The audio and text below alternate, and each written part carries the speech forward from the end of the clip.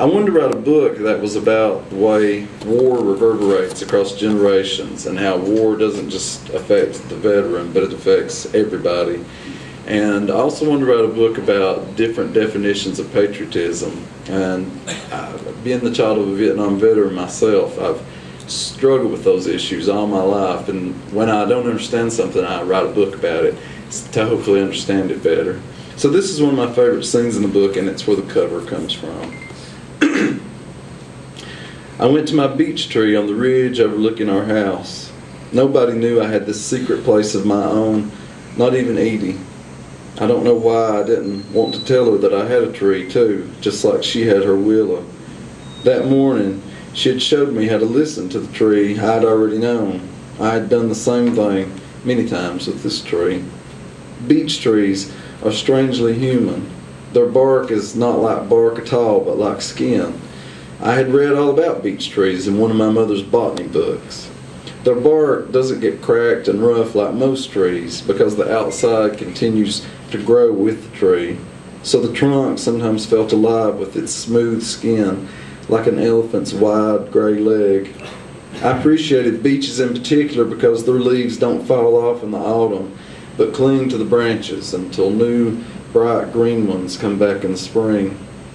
All through the winter, the brown, shriveled leaves of autumn hang there, staying with the tree until new ones came along to replace them. The beech wasn't an evergreen, but was never alone, never without its leaves. This too made me feel as if the beech were more alive than other trees, the way it longed to have company like other people. When I'd left our house, I'd grabbed my composition book and walked in a determined, fast stride across the backyard, right through the garden. Edie had run down the steps of the screen porch calling for me, but I just went on. I knew that she wouldn't follow me if I didn't invite her. So I went up the mountain. From up there I could peer through the leaves and see our back porch, and I saw that she had finally tired of waiting for me and had left. That was the best and most unexplainable thing about our friendship. Sometimes it was like we could read each other's minds. We never spoke about this, but both of us knew that we were constantly sending each other messages. Well, the robin flew by my window. I thought it just might be you. Judge it from the color of its breast and the sound of its song. But I'm just thinking of you, 'cause you're sunny California, the fertile land on Steinbeck Road. But when I came, not a single fertile patch could be spared for you and me. You see, I wanted to love you, baby, and neither you nor I'd been loved before. Thought I could change the world if I just held you high. The truth is, I couldn't hold you up at all. Couldn't hold you. Couldn't hold you up. And I sure ain't gonna hold you down. Now I knelt at the base of the tree and put both my hands against it. Its skin was cool, just as it always was, like the pages of my composition book. If I stayed very still, I could feel juices flowing within.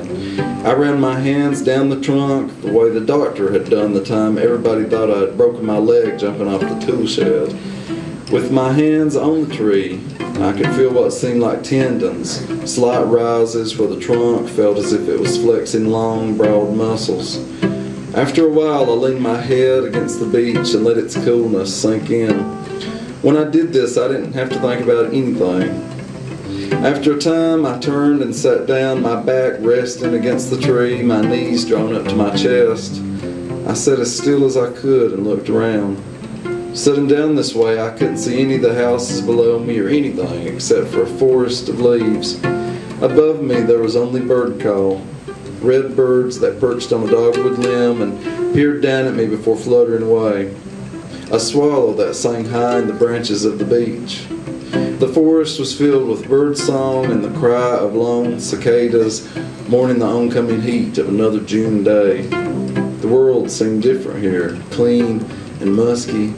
I closed my eyes and saw my father, bringing his gun up, saw the color drain from his face after the shot was fired, heard the silence fill the jungle after the blast. I imagined colorful birds flapping away with much noise. I saw it all in my mind, although I did not want to. Well, I'm leaving, I'm walking back home. I don't care if it takes years or more. But as I walk through the hills of Kentucky, the leaves begin to turn red, and I think of you. Yes, I think of you. The prettiest tree on the mountain,